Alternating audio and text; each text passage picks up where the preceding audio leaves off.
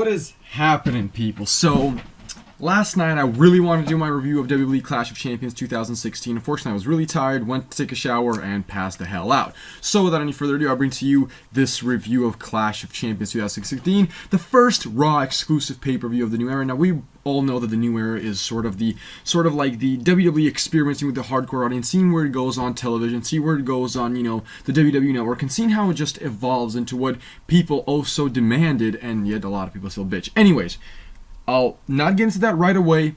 I just want to say this. I am very, very happy that right now I have both Raw and SmackDown as separate entities and separate shows and 2 pay-per-views a month. It's fantastic.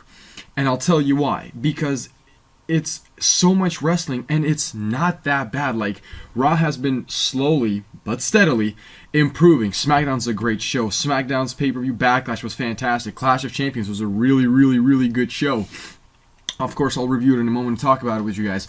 But I just want to say that whoever is complaining about a lot of pay-per-views, you really need to take a step back and just realize that you're getting good amount of professional wrestling that's actually not bad and tolerable, and it's actually pretty darn good if you ask me. But without any further ado, I digress. Let's get into this review. First up, we got the opening match / opening segment of the WWE Clash of Champions card, which was, of course, the New Day facing Luke Gallows and Carl Anderson, and for what it was, I think it was roughly like 7 minutes or whatever, and for what it was actually a pretty decent, fast-paced, hard-hitting matchup. Now, the New Day won. I got that prediction wrong. Should have saw it coming, though, because the Friday of the Clash of Champions, right after my prediction video went up a few days afterwards, they released a new shirt, and I was like, when I saw it, I was like, ooh, so that means they're not losing because they're just selling more and more merchandise, and everybody really likes them at the position that they're at, so I guess they're going to be going up for the titles now. They're going to be still defending the titles now, and Luke and Gallows are going to be going away from them titles. But overall, I'd give a match a solid 3 stars. For 7 minutes, it was fast-paced. Good stuff from those guys. Moving the hell on to the second match of the night, which was the Cruiserweight title defense from TJ Perkins, defending against the man with the plan, the Brian Kendrick. And it was very interesting because these guys had roughly, I think, like 10 or 11 minutes, and they went out there, they had a really good match with some really good spots.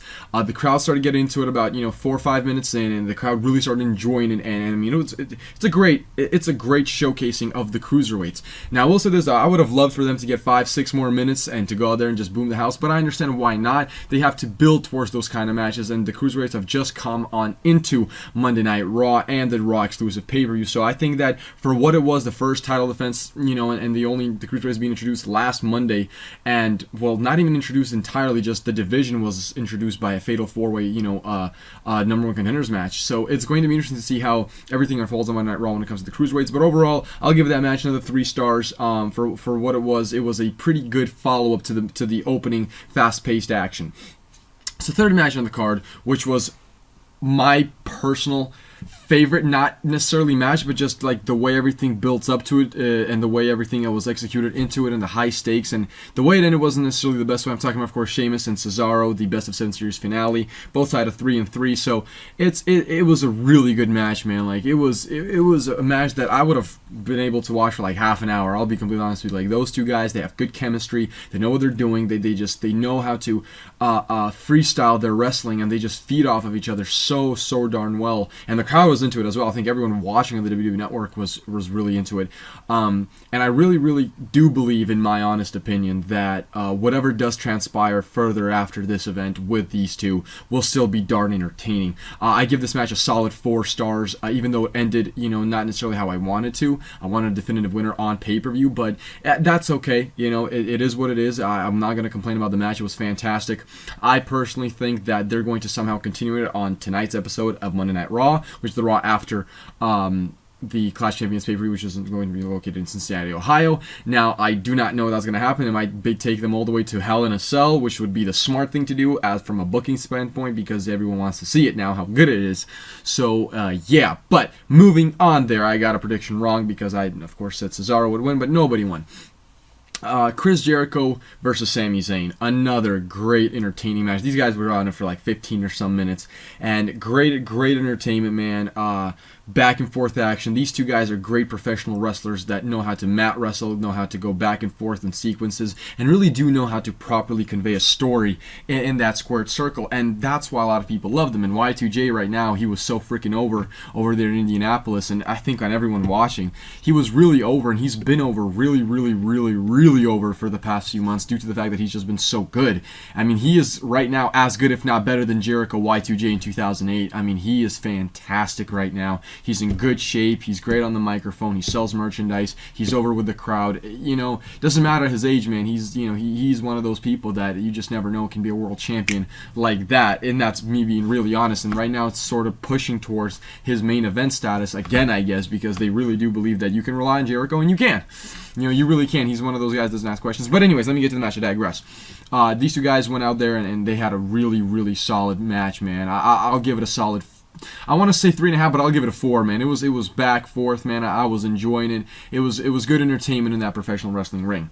Moving on to the 5th match of the night. Charlotte triple threat match. Charlotte defending the women's title against Bayley and Sasha. And I'm a huge Charlotte fan.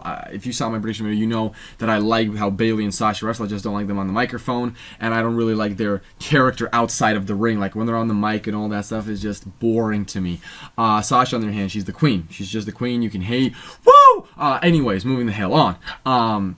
I really enjoy this match. To me, this could be argued as the match of the night. It really could be. I mean, these girls went out there and they tore the roof off the place. These girls know what they're doing. That beautiful moonsault, both of Sasha and Bayley from the top row by Charlotte, was just picture perfect. And everything that Charlotte does, you know, she's God's gift to women's wrestling, as I've said before, and I'll say it again. Got a prediction right. Charlotte walks out as the champ. Great match. Hope that these girls do some more stuff together. Hopefully Sasha and Bayley feud and get a, you know, really good singles match going. Hopefully hopefully Charlotte has a really interesting feud with someone maybe like Dana Brooke, because that girl can go.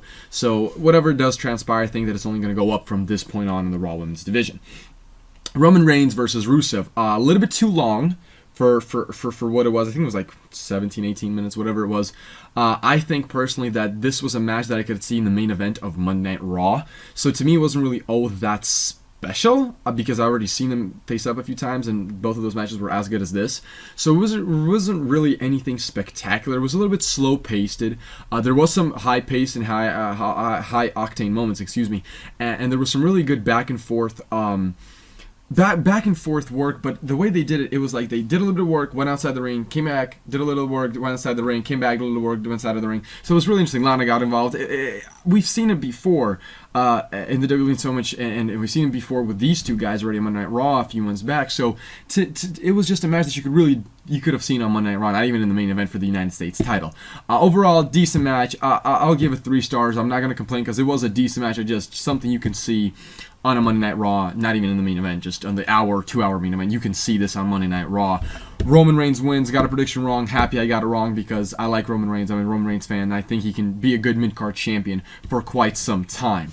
The main event, which in my opinion, is the match of the night. Kevin Owens versus Seth Rollins. These two guys tore the roof off the place. They had a fantastic match out there, man.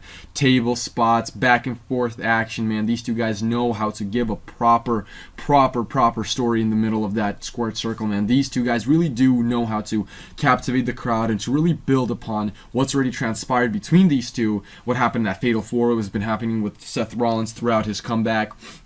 What's been happening with Kevin Owens, and just their two different personalities clashing. I really did enjoy that. I think that was done really well, both those two guys, and they really went out there, man. And they had a great match. They had a really great match. Tyler Black, Kevin Steen.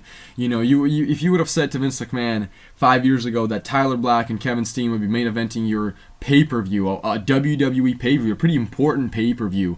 For the WWE Universal Championship, a world title, he would probably said that you were crazy, and I would say so too. But yet here we are 5 years later, and they're in the main event. But you know, it was 25 minutes, I think, and boy, oh boy, it was great, man. It was great. I love how it ended necessarily cleanly. It didn't necessarily end cleanly because, you know, referee took a hit, not necessarily a bad hit, but a hit.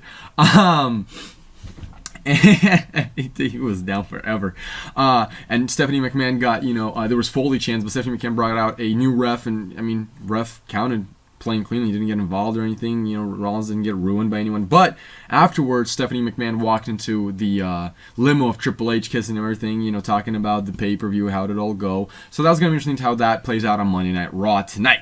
All in all, I'm very, very, very pleased with Clash of Champions. By the way, give Kevin Owens versus Seth Rollins a good 4 stars. Those guys really did have a wonderful professional wrestling match in that ring that night. They really kept me entertained. They really did. I mean, it was really, really good. Kevin Owens, stop teasing that fucking pile driver, you piece of shit. I love you, though. Kevin Owens show for days, bro. But all in all, man, I really do think that something big is going to happen, because obviously Jericho got involved in the main event as well. I forgot to mention that. He's going to somehow maybe build a match with Seth Rollins, or maybe Seth Rollins versus Kevin Owens, maybe Kevin Owens versus Brock Lesnar. No one knows what's going to happen, but I think that this Raw coming up after Clash of Champions is going to be also really interesting, because they have an opportunity to do something special, because everyone's going to be watching Monday Night Football and all those other shows and the huge debate, you know, first presidential debate between Hillary Clinton and Donald Trump, and they can really lose a lot of ratings. What they could do is deliver you a Raw that you'll be like, fuck, why did I miss? Or B, they can just play it safe and be like, yeah, we're going to do anything stupid, and we're just going to save everything for next week and the following week after that. Which I would not do. I would actually go out there, go balls to the walls. Fuck it, you didn't get no ratings, but people saw what the type of shit you did when they didn't watch. Now they will want to watch it. So that's at least what I would do as a booker. Anyways, that being said, thank you for calling. Thank you for tuning in to my review of Clash of Champions. Thank you for calling. What am I speaking? Really do appreciate your guys' thoughts. If you go ahead in the comment section below, let's have a conversation about it. If you enjoy my review, like, comment, share, and subscribe. Have a wonderful day, and peace out, guys.